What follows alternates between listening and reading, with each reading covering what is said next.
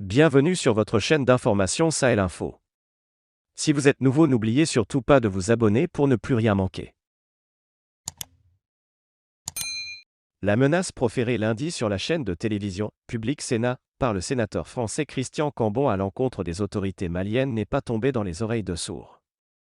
Bien au contraire, cette menace d'en découdre avec le colonel Assimi Goïta et son gouvernement est prise au sérieux, même si au fond, la menace ne semble pas perturber outre mesure les tenants actuels du pouvoir de Bamako.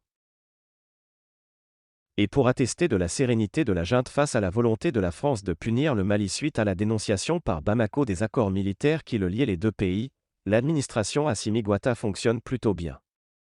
Si bien que le tribunal de Bamako en toute indépendance a convoqué au mois d'avril dernier, le ministre français des Affaires étrangères Jean-Yves Le Drian et son fils Thomas Le Drian, tous les deux soupçonnés d'atteinte au bien public malien.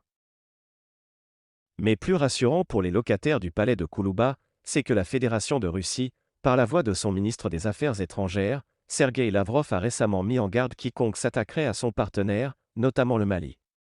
Un soutien de taille dont jouit en ce moment la junte militaire pour asseoir sa politique intérieure et extérieure. Pour rappel, c'est le 9 mai dernier que le sénateur français Christian Cambon, intervenant sur la chaîne de télévision Public Sénat, a menacé ouvertement d'en découdre avec les autorités maliennes qui, selon lui, ont rompu de façon violente les accords de défense qui les liaient à la France.